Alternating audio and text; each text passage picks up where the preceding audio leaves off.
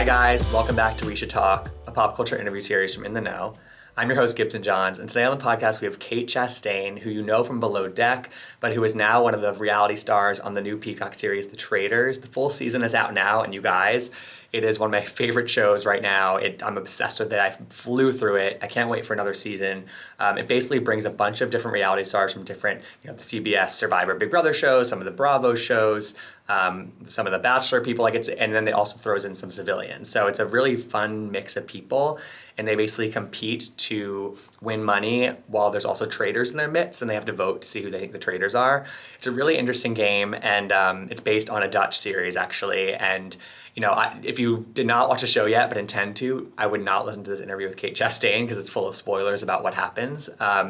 But I highly recommend it. It's really entertaining, especially if you're familiar with a lot of these people, as I was, because I watched a bunch of those shows. So I loved talking to Kate all about the show. She makes it pretty far, and she just had a funny sensibility about her, as she always does, that clashed with some of the people, and it created for some amazing TV, some funny TV. And I just loved hearing about what the experience was actually like, what her mindset was actually like, kind of up and down throughout the taping. And she was super honest about it and hilarious as always. So keep listening for my interview with Kate Chastain. Stream The Traitors on Peacock. The full season is out now. And please rate, review, and subscribe to We Should Talk on Apple Podcasts or wherever you get podcasts.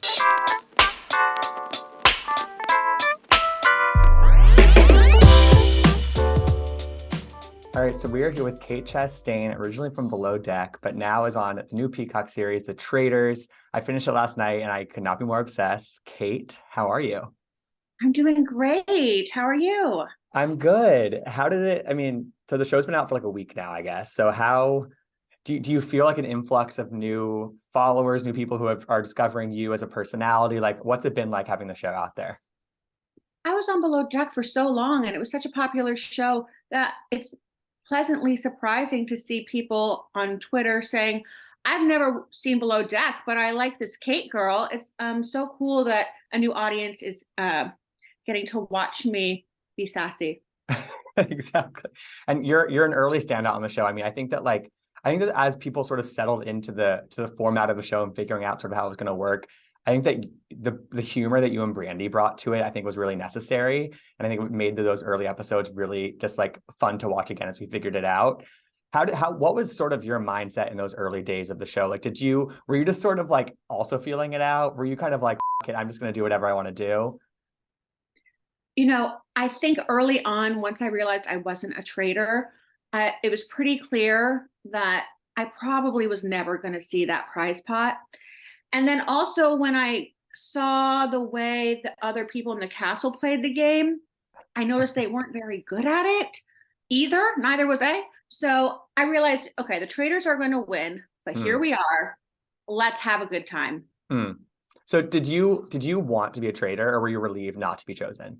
No, I didn't want to be a traitor, although in hindsight, the clue is in the name of the show, right? The show is Right. called The Traitors. And I was like, the traitors had such an advantage if only I had known.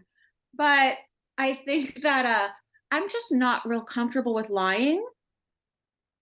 However, I think for that amount of money, I could have gotten comfortable.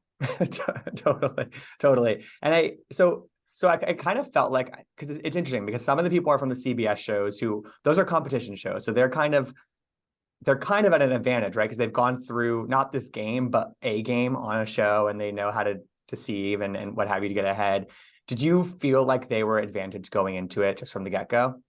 You would think that they would be, but they weren't really. Almost it was a disadvantage because they were so Mm, used to doing a competition show. So they were so locked into, well, you got to play this way. And like, you've got to have a social game. And they kind of weren't thinking outside the box. right. And this wasn't what they were used to. I mean, Suri clearly did have an advantage and it worked. But other than that, I think they were too just set in their old ways. Yeah, you notice sort of them trying to use Big Brother or Survivor tactics of like kind of like getting an alliance together and getting the votes before going into the banishments and things like that. So it was interesting to see that play out, I feel like. Yeah, and it was also we had a lot of downtime where we weren't allowed to talk about the game, like while they're setting up challenges and stuff. And I learned so much about this competition reality world. Like the Big Brother people knew the Survivor people, who also know the Challenge people, Right. and they all talk about each other, and it was fascinating to hear. I read an interview that Suri did with Vulture, kind of an exit interview after winning the show, and she said that like I think what she thinks is one of her advantages was that she actually was like talking to like everyone and just kind of like always being in one of those rooms, being social and whatever. And she said that the Bravo celebrities were kind of like an insular clique at some point. Did I you feel saw that. that? Did you Oh, what I did you think of saw that that? article. Thank you for bringing it up, because Sari and she's one of the only ones that I still talk to on a regular basis. And I think she meant like day one. Got And it. yes, totally day one. But day one, of course, you're going to talk to the people you already kind of know in a sea of strangers. Um, but let's face it, the Bravo people didn't really last that long. And then once it was Kyle and I left, I actually talked to Kyle the least, truly, because he was very good at also playing that same way that Sari did. Right. He's a man of the people. Hmm. He is, That's his class president. personality. Yeah, Yeah. exactly. And I would say he talked to me the least for two reasons. One, we already had this unspoken Bravo bond. And two, everybody kind of thought I was a lunatic. They're like, we don't know what to And do a with. traitor, right? Yeah. Totally. So you should text Suri and ask her what she actually meant by that in terms of the Bravo comment. No, because I know what she meant, and I love her so much. Honestly, towards the end, I was like, I'm pretty sure Sari's a traitor, but I don't even care because I like her Right. so much. I don't even Right. care. She Let her played a have good the money. game. Yeah, good Yeah, for you, Sari. Yeah. totally. So in that downtime when you couldn't talk about the game, what were you guys talking about? Like were the Bravo people like were you guys like sharing Bravo gossip? Were you just like hearing about everyone else's gossip? Like what was going on in those conversations? Oh, there was a lot of Bravo gossip at Yeah, first, and then once we got through that, then we didn't know about what was going on in current events either, because we didn't have any access to the outside sure. world. Christian, one of the traitors, he talked a lot, so we were a lot of listening to him. Hmm. And then we would ask about everyone's backstories of the people we didn't know. And one thing I was very surprised by was how little of those stories of the civilian cast was shown, because some of them were just so fascinating. One of them just bought a farm with their husband. One of them is going through an IVF journey. I mean, just really interesting people. Yeah, and I think some of that sort of seeped in at the very end, like when we started hearing about Andy and how they're gonna have a kid and all this stuff, and I agree that like sometimes it was like some people were so sure that somebody wasn't a traitor, and it was sort of like how are they so sure? Because they were clearly so personally connected, but we didn't see any of that. Right.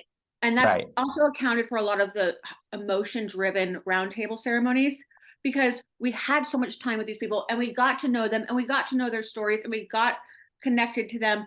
So I wish the audience knew more about these other cast members, because they're lovely. Hmm. Is there one piece of Bravo gossip that you can share that you learned from Kyle, Reza, or Brandy? Oh, you're so good. I know that Reza is very excited about doing a new show with Gigi and MJ. Yes, yes, I've seen them tease that. I'm excited about that. Okay. I don't think that's much of a secret.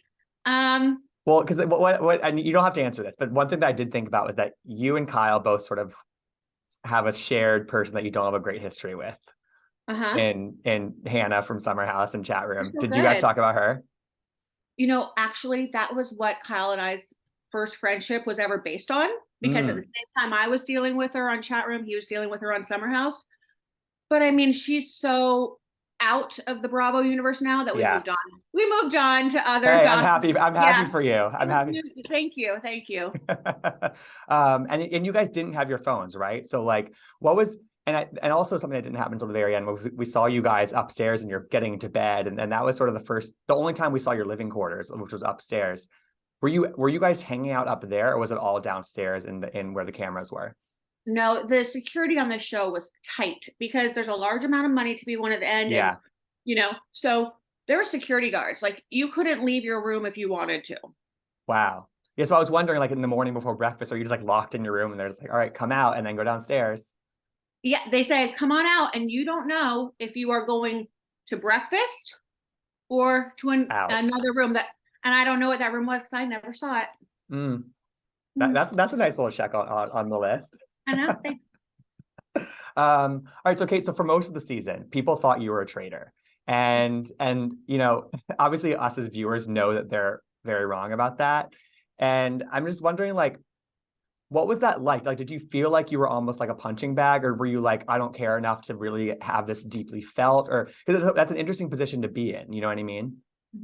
Oh, no, I was highly annoyed because during the day, the only thing we had to do and were allowed to do in that castle for hours every day was talk about the game. Now, nobody was talking to me. And listen, I wasn't like preppy in high school, but I was popular. So this was a new feeling for me. Mm. Being like, no, like I would walk into a room and they'd be like, oh. It was just, Wow. it felt so high school. But and it was Why do you think frustrating that was? because they just did not know what to think of me. Mm. And also, honestly, I don't think it's anything I did wrong. Clearly, they all really did regress to this high school mentality, and it was like groupthink. And they, if Alan had told them all to jump off a bridge, they would have. In fact, I think that was the next mission. You know, like Alan's like, okay, everyone, push these barrels up a mountainside. And they're like, okay. And I was like, Hmm. you guys have lost your minds. I will never get over watching you walk down that hill behind them. Like, you guys are just embarrassing yourselves. I mean, for the record, the only person that walked away with any of that money was Suri. You know, Hmm. everyone that Totally. was so mad at me got $0. There we go. You thought ahead. So like, but in that moment, by that time, like you had sort of, you were kind of phoning in. You were kind of like, you were super over it. You were asking to be banished. You wrote help on the little chalkboard to show the producers. Like, you really seemed like you were checked out and really not wanting to be there. Did you actually not want to be there, or was that like sort of kind of a tactic? Here's what I didn't want. I didn't want to help these people who were being, shutting me out and accusing me of things. I don't want to help you out, but I kind of wanted to stay because I liked sending those people home. Right. Bye. I'm still here. You're not. That was really my it wasn't the money for me. It was the spite. Right, totally. And you also, it seemed like you caught on to sort of what the traitors were doing, which was keeping you there as a shield as well. So you were like, you probably knew that you weren't going to be murdered in the night, at least. Well, honestly, eventually I caught on to that. But when I was tossing the barrels, I was really wanting to go home to a martini. Right. My phone, my dog. I was like, okay, nobody's listening to me. Everybody's accusing me. I don't like doing manual labor or exercise. Let's just call it a day. But then once I just kept staying, I was like, well, if this is what's going on, let's have fun with it. So was there a bar? There was a bar there though, right? You guys were drinking a little bit. We were allowed like one glass of wine a night. Okay. Because I was wondering, because I feel like if you guys were really getting boozed up, like more things would come out, right? I can't tell you how many times I suggested that strongly to the producers. A little more wine never hurts The people. Bravo trick, right? Exactly. Mm-hmm. So then, okay, like we have these couple episodes where you're giving the, I don't really care about whether I go home or stay, whatever. But then I feel like sometime before that cabin challenge where you're like with the mice and there's all the bugs being dumped on you, it seemed like you kind of locked back in at that point, sort of until you were banished. Like you sort of seemed like you had a new sensibility about you for those last couple of days. Is that accurate? Like, what were you thinking in those last days before you were banished? You might think it happened in the cabin challenge, but not necessarily. I was still going to that challenge like, how am I going to mess this one up? Because now I was playing a new game. It Yeah, was, how far can I get while doing the least? And totally. that made it fun for me. But that challenge specifically, we were locked with a padlock into a small space. I didn't have a choice. Like, there was no way for me to mess up, and I really wanted to get out. So that, in that challenge, just selfishness and survival kicked in. But then as I got closer to the actual money, I'm like, listen, I at might this get this. point, if I'm still here at this point, anything is possible. Yeah, so you were kind of tasting you had a slight taste for victory at that point. I mean, I made it Who this wouldn't? far. Yeah, Yeah. totally. So for me, and I'm somebody who watched Big Brother, but one of the highlights of this entire show was your feud, your tension, whatever, with Rachel Riley from Big Brother. She's kind of a legend in that circle, and you're a legend in the Bravo circle. So to see you guys kind of go head to head was just really fun TV. Like, you had no idea who she was going into it, right? No, And I haven't watched you immediately didn't like her? Immediately, I didn't really, she was one of many. But then she was just she was the opposite of me, right? I'm Yeah, kind of like, these challenges are, not it, guys. And I don't know about this. And she was all in. locked She in. was the kid in class that when the teacher was done giving an essay would raise her hand with, is there any way you could give us extra homework? And you're just like, shut up. She was that personality, like, oh, excuse me, Alan, what if we want to do this in the game? It's like, oh. So So she sort of she grated on your nerves a little, on you a little bit, a a lot. little, and then the constant accusations didn't really help either. Yeah. I mean, the moment where she walks in sort of the Madonna-esque outfit and you say, that's a funny outfit. I mean, I come mean, on, that's gold. there was a lot going on there, a lot going on there. Hmm. And you were serving looks the whole time, Kate. Like I feel like you kind of got on theme, but not too much on theme. Like you read the room with outfits. I will tell you the God honest truth. The biggest reason I was excited to do the show, and the only reason I really wanted to last, it wasn't so much out of spite, but that was part of it. And it wasn't the money, but that was part of it. I had packed outfits that I really wanted to wear on camera because I wore a polyester uniform for 6 years. You sure did. And this was my chance to finally be like, look, I have real clothes. Well, you showed out in a very great way. So I love to see that. You said in an interview, I think with Kate Casey, that you said like once you're eliminated, you fly home. Like you guys were right out of there. So when did you find out who the traitors actually were and who won? Well, I was very lucky because I made it to the finals, and then everything that happened after that was still the same Like the night next while I day, was right? waiting for my flight. So we're all at the airport the next morning. We've got people from production, we've got Peacock execs, and I'm there with my luggage. And I'm not a huge fan of my cast members, so they just voted me out 12 hours ago. And there's Ari, and Ari was like, I was like, well, what happened? And the way Ari told it, he was still in shock, and he hadn't even slept yet. So you kind of got the immediate tea right there. Oh yeah. Yeah, Yeah, yeah. before we even left Scotland. Yeah. So how did you react when you found out that Suri was the traitor, that he was a traitor, that he had come? Like, what was your reaction to the whole deal? I'm so glad you asked. You're the first person I've been able to just tell this to. Suri being a traitor was no shock, and happy for her. And you know what? I kind of loved the rest of it. Quentin and Andy, yeah, we all could have gone that far if we just said nothing like Andy did. Like, yeah, fly under the radar, just coast. Floaters, yeah, totally. Yeah, we all can't just do that. And, Quentin had just been so passionately wrong the whole time that he didn't really deserve the money. Yeah. And Ari, you turned into a traitor. I mean, so I'm not on your team either. Yeah. Totally. Yay, Suri. Yay, Suri. Yeah. Well, and with Suri, again, I watched Survivor. So it was to me, and I think Brandy and Kyle sort of caught on to this of like, from a producer's mindset, like she's kind of like the perfect choice for a traitor because she has an amazing social game. She's really trustworthy, but she also is proven to be an amazing social game player on Survivor. So like, why do you think that nobody really like took her seriously as a potential traitor and brought her up in banishment? I brought her up in banishment. This didn't show because Brandy had told me that she was a traitor. I was like, I'll bring it up.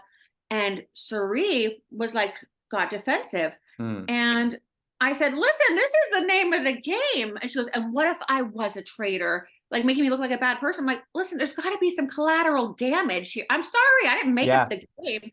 So Suri was thrown out, but I think she has such a strong, intimidating presence that I think everybody in their gut kind of knew Suri was a traitor, but they wanted to focus on the other ones first, and they would cross that bridge when they got there because Suri might be a traitor, but we don't want to go there. Totally. Yeah, she has that sort of, she almost has like this ethereal like thing around her. It's like, don't touch me. Like I'm untouchable. Yeah, no, I know it's a really strong power that one has. It really is. So I don't want to put words in your mouth, but I feel like this doesn't seem like a kind of show that you would want to do again, but or is it? Like, is this something that you ultimately looking back kind of with some space, oh, that was actually kind of fun, or no? I was told it would be a psychological game. and I would totally do a psychological game again. Okay. Just, I don't like physical exertion. I just don't. It's not my vibe. But it was a good experience, and I'm glad I did it. Yeah. So if the games were more like just kind of testing you mentally and things like figuring it, really trying to Yeah, figure it out. right. Right. Like Clue. Yeah, totally. Yeah. Totally. And you also said, last question, but you said like that you thought that it's sort of stacked for the Traitors to win, and there aren't that many opportunities to like uncover who they are other than just like reading somebody if they're a bad liar, I guess. What do you think would have maybe benefited the faithfuls more? I think that perhaps maybe the Traitors should keep the money that the faithfuls don't earn. Mm. So that we can find out, like, were they secretly trying to sabotage a mission? Or we were told there was anywhere between 3 to 5 traitors. So that's just like too much variables, Yeah, I agree with We that. had a Yeah. definitive. And if there was just some other slight little way for you to trip them up, but this was just, the game is just, okay, these 3 people have an advantage and you got to cross your fingers. And sorry, last question. Actually, though, you've watched it back, I'm assuming. What was sort of was there a confessional moment or something that you saw that you weren't around for that you were like, oh, that makes you think, or like, oh, like they said that about me? No, I mean, I knew pretty clearly that no one trusted me, and most people thought I was a traitor. But it was really interesting to see the confessionals from the traitors now, knowing that they were. And in hindsight, I mean, it's all pretty obvious. Like, we were really bad at that game. But We like were you said, really it's hard to. I think it's hard to be good at it, though. You know what I mean? It's hard to be It good. is hard to be good at it. Thank you. Yes, I'm with you. Well, Kate, this has been so much fun. I loved picking your brain about all of this, and I'm so excited for impending motherhood for you. It's going to be an amazing journey, and I know that everyone in the Bravo community is super, super stoked for you. So, congratulations. Yeah. All right. Thanks so much, Kate. Yeah. Bye. Thanks for tuning in to We Should Talk. I hope you enjoyed the interview. You can find out more about In the Know at intheknow.com. You can follow me, Gibson Johns, at Gibsonoma on Twitter and Instagram. And you can listen to all of our interviews, past and future, by searching We Should Talk wherever you get your podcasts. Hope to see you next time.